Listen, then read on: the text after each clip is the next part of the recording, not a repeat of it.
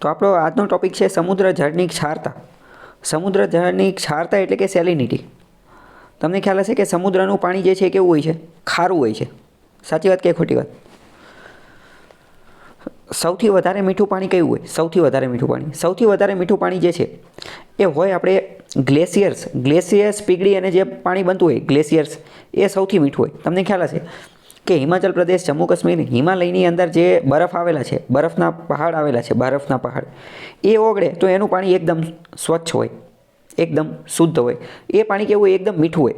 પણ સમુદ્રની અંદર તો ઘણો બધો કચરો ભેગો થતો હોય, ઘણા બધા ક્ષાર ભેગા થતા હોય, એટલે એના કારણે જે છે એની ક્ષારતા, ખારું પાણી જોવા મળતું હોય, તો આ એની ક્ષારતા છે. ચલો હવે હું તમને ક્વેશ્ચન પૂછું.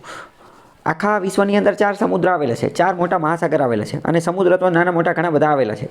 તો શું બધા સમુદ્રની ક્ષારતા એક સમાન હશે કે અલગ અલગ હશે? બધાની અલગ અલગ હશે. અત્યાર સુધી આપણે એ તો ખબર પડી ગઈ કે બધાની કેવી હશે? અલગ અલગ હશે. તો આ અલગ અલગ કઈ રીતે હશે? તો એની ઉપર અમુક પરિબળો અસર કરતા હશે. એ કયા પરિબળો છે, કયા નથી, એ બધું આપણે જોઈશું. કારણ કે એક્ઝામમાં ક્વેશ્ચન ડાયરેક્ટ એ રીતે પૂછી લેશે, નીચેનામાંથી કયું ઘટક જે છે એ સમુદ્રની ક્ષારતા ઉપર અસર કરે છે? 1, 2, 3, 4, 5 આપેલા હશે, અને કે માત્ર 1, માત્ર 2, તો આપણને બધા ખબર હોવી જોઈએ. પહેલાં તો સમુદ્રની ક્ષારતા શા માટે છે? તો એ એટલા માટે છે કારણ કે એની અંદર ઘણા બધા ક્ષાર આવેલા છે. એટલે ઘણા બધા ક્ષાર, ઘણા બધા જે મિનરલ્સ, ક્ષાર ને એ બધું જે છે આવેલું છે. એટલે સમુદ્રની અંદર મુખ્યત્વે કયા ક્ષાર છે? તો સમુદ્રની અંદર મુખ્યત્વે 3 ક્ષાર છે. સમુદ્રની અંદર મુખ્યત્વે 3 ક્ષાર. એક તો મીઠું, એટલે કે જેને આપણે NaCl, સોડિયમ ક્લોરાઇડ કહીએ છીએ. NaCl, સોડિયમ ક્લોરાઇડ, મીઠું, એ એક તો પહેલો ક્ષાર આવેલો છે. બીજા નંબરનું આવેલું છે કેલ્શિયમ. બીજા નંબરનો ક્ષાર ક્યાં આવેલો છે? કેલ્શિયમનો ક્ષાર આવેલો છે. અને ત્રીજા નંબરનો ક્ષાર આવેલો છે Mg, એટલે કે મેગ્નેશિયમનો. 3 ક્ષારના નામ ખબર પડી ગઈ પહેલાં તો. NaCl, મીઠું, કેલ્શિયમ અને મેગ્નેશિયમ. હવે તમારે વિચારવાનું કે ગમે અહીંયા જો આ 3 ક્ષાર જોવા મળતા હોય તો તમે એવો પણ અંદાજ લગાવી શકો કે અહીંયા ભૂતકાળમાં ગમે ત્યારે દરિયો હશે, અથવા તો દરિયા અરે આને કંઈક લેવા દેવા છે. દરિયાની અંદર આ ક્ષાર તમને સૌથી વધુ જોવા મળે. 3: મીઠું, કેલ્શિયમ અને મેગ્નેશિયમ. બરાબર. અને આ બધાની અંદર સૌથી વધારે પ્રમાણ તો મીઠાનું હોય છે. સૌથી વધુ મીઠું, બાકી કેલ્શિયમ અને મેગ્નેશિયમ ઓછા પ્રમાણમાં. હવે સેલિનિટી, ક્ષારતાની વ્યાખ્યા શું? તો કે સમુદ્ર જળમાં ઓગળેલા ક્ષારના પ્રમાણને ક્ષારતા કહે છે. વ્યાખ્યા એકદમ સાદી, સિમ્પલ, સરળ. સમુદ્ર જળમાં, દરિયાના પાણીની અંદર ઓગળેલા ક્ષારના પ્રમાણને તેની ક્ષારતા કહે છે. પ્રમાણ એટલે કે તો કે કેટલું પ્રમાણ માનવાનું? આ પ્રમાણ માપવાનું કઈ રીતે? તો એ પ્રમાણ માપવાનું 1000 ભાગની અંદર સમુદ્ર જળ લેવાનું. સમુદ્ર જળ કોઈ ગમે એટલું જળ લઈ લેવાનું. એ જળ લીધું, એનો 1000મો ભાગ લેવાનો, એનો 1000મો ભાગ, અને એમાં સેલિનિટી કેટલી છે એના આધારે નક્કી થાય. ક્ષારતા એ 1000 ભાગના સમુદ્ર જળમાં આવેલા ઘન પદાર્થનું કુલ વજન છે. આ માહિતી આપણે તમે વિચારો, સમુદ્રનું પાણી લીધું, બરાબર, તો એમાં શું હશે? અમુક ભાગ પાણી હશે અને અમુક ભાગ ક્ષાર હશે. તો જે ભાગ ક્ષાર હશે એને તો સેલિનિટી કહેવાશે કે નહીં કહેવાય? પાણી તો મીઠું જ હશે, પણ મીઠાની અંદર એક ક્ષાર, કયો ક્ષાર? તો કે મીઠું, મેગ્નેશિયમ અને કેલ્શિયમ. એ ભળવાના કારણે એ ખારાશ આવી ગઈ હશે ને એમાં. હવે તમે વિચારો કે એક પાણી છે અને એક ક્ષાર છે. ક્ષાર પાણીમાં ઓગળી ગયો છે, પણ પાણી મીઠું હતું, પણ ક્ષાર ઓગળવાના કારણે એનો સ્વાદ ફરી ગયો છે. હવે તમે વિચારો, આમાં પ્રવાહી કોણ છે અને ઘન કોણ છે? હા, પાણી જે છે એ પ્રવાહી છે, પાણી પ્રવાહી છે, જ્યારે ક્ષાર જે છે એ ઘન છે, ક્ષાર ઘન છે. પણ અમુક ક્ષાર ઓગળી ગયા છે, અમુક ક્ષાર ઓગળી ગયા છે, તો એ પણ પ્રવાહી બની ગયા છે. પણ હજી અમુક ક્ષાર તો એવા છે ને કે જે હજી ઓગળેલા નહીં હોય. બધા તો ઓગળી નહીં ગયા હોય ને, 100% થોડી ઓગળી ગયા છે. જે ઓગળી ગયા છે એ પ્રવાહી બની ગયા, પણ અમુક જે હજી છે એ એમને ઘન હશે. ઇન શોર્ટ આપણે એવું કહી શકીએ કે સમુદ્રના પાણીની અંદર પાણી રહ્યું એ કેવું છે? પ્રવાહી છે. અને ક્ષાર કેવા છે? તો કે ક્ષાર ઘન છે. બરાબર. તો કે ક્ષારતા એ 1000મા ભાગના સમુદ્ર જળમાં આવેલા ઘન પદાર્થનું કુલ વજન છે. ઘન પદાર્થ કેમ લખેલું એ ખબર પડી ગઈ. વજન શું લેવા લખ્યું એ પણ આપણને ખબર પડી ગઈ. એટલે ક્ષારતા કઈ રીતે દર્શાવે? તો પ્રતિ 1000 ગ્રામ દર્શાવે. પ્રતિ 1000 ગ્રામ.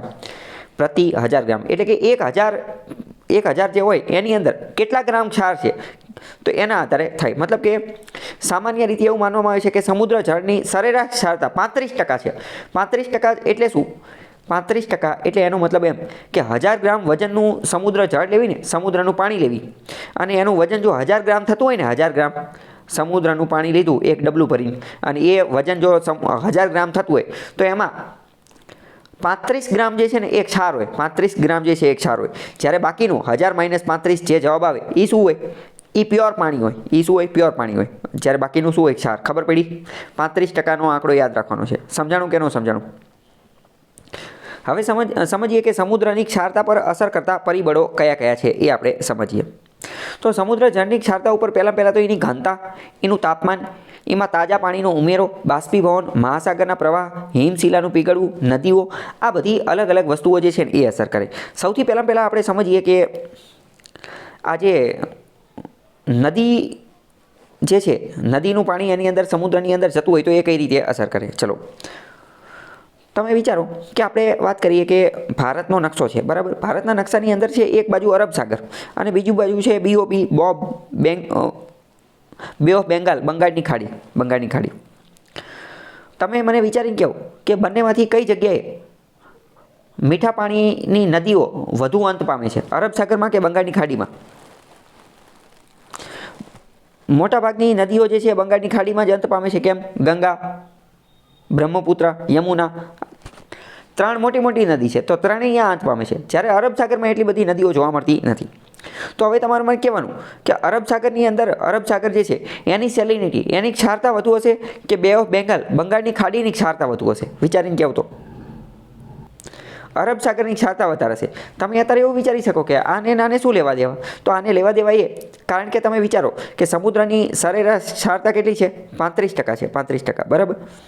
હવે જો આ 35%ની અંદર વધારાનું મીઠું પાણી આવી જશે, તો આ ક્ષારતા ઘટી જશે ને, ક્ષારતા ઘટી જશે, બરાબર.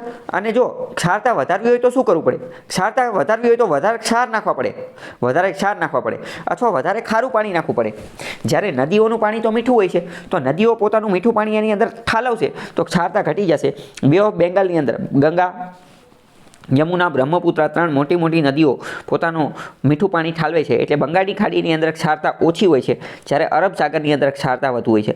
પહેલાં તો મીઠા પાણીના પ્રવાહથી મીઠું પાણી જે છે એ સમુદ્રની અંદર જતું રહે, અહીંયા સમુદ્રની અંદર આગમન પામે તો એના કારણે ક્ષારતામાં વધારો થાય, ઘટાડો થાય. નદીનું મીઠું પાણી સમુદ્રની અંદર અંત પામે તો એના કારણે ક્ષારતા વધશે કે ઘટશે? ક્ષારતા ઘટશે, બરાબર. આ પ્રશ્ન પૂછાશે. પ્રશ્ન વિધાનવાળા વાક્યમાં કમ્પેરિઝનવાળો પૂછાશે. બે ઓફ બેંગાલ અને અરેબિયન સી બેમાંથી કોની ક્ષારતા વધુ છે, કોની ક્ષારતા ઓછી છે, અને એનું કારણ પણ આપી દીધું હશે, બરાબર. એક રીઝન આપેલું હશે અને એક વિધાન એસેરેશન આપેલું હશે. અને કે વિધાન સાચું, કારણ છે ઓલું પેલું. આવો ક્વેશ્ચન ડીલ કરી શકો કે ન ડીલ કરી શકો તમે? વિધાન આપેલું હોય અને નીચે એનું કારણ આપેલું હોય અને એ ઓપ્શન આપેલો હોય કે માત્ર વિધાન સાચું છે, માત્ર કારણ સાચું છે, બંને ખોટા છે, વિધાન અને કારણ બંને સાચા છે, વિધાનનું કારણ સાચું છે અને વિધાન સાચું છે, કારણ સાચું છે, પણ એ બંને કઈ લેવાય. આવા ક્વેશ્ચન આપેલા હોય છે, ખ્યાલ છે ને, બરાબર. તો આપણે લઈએ, માની લો કે વિધાન આપેલું હોય કે બંગાળની ખાડી એની ક્ષારતા ઓછી છે જ્યારે અરેબિયન સીની ક્ષારતા વધુ છે, અને એનું કારણ આપેલું હોય, કારણ કે બંગાળની ખાડીની અંદર મીઠા પાણીની નદીઓ વધુ અંત પામે છે, જ્યારે અરેબિયન સાગરની અંદર મીઠા પાણીની નદીઓ ઓછી અંત પામે છે. તો આમાં શું થયું? વિધાન પણ સાચું છે, કારણ પણ સાચું છે, અને કારણ એ વિધાનની સાચી વ્યાખ્યા પણ છે. ખ્યાલ આવ્યો કે ન આવ્યો? ચલો, તો પહેલું તમને ખબર પડી ગઈ આપણને કે ક્ષારતા ઉપર મીઠું પાણી કઈ રીતે અસર કરે. ચલો, હવે બીજી વસ્તુ, ગ્લેશિયર પીગળવા. ગ્લેશિયર્સ એટલે બરફના પહાડ, બરફની નદી, તો ગ્લેશિયર પીગળશે તો ક્ષારતામાં વધારો થશે, ઘટાડો થશે? વિચારીને કહો તો. ગ્લેશિયર પીગળશે તો સેલિનિટી, ક્ષારતામાં ઘટાડો થશે. કેમ? કારણ કે ગ્લેશિયર તો મીઠા પાણીના છે ને, ગ્લેશિયર પણ મીઠા પાણીના છે, સ્વચ્છ છે, શુદ્ધ છે, કોઈ પણ ક્ષાર નથી, તો એ પણ પોતાનું મીઠું પાણી સમુદ્રની અંદર ઠાલવશે, ક્ષારતા ઘટશે. જે વસ્તુ નદીમાં સમજ્યા સેમ એ જ વસ્તુ અહીંયા લાગુ પડશે. ઓકે, ખ્યાલ આવ્યો? ચલો, બીજી હવે વસ્તુ જોઈએ, બાષ્પીભવનથી ક્ષારતામાં વધારો થશે, ઘટાડો થશે? વિચારીને કહો તો.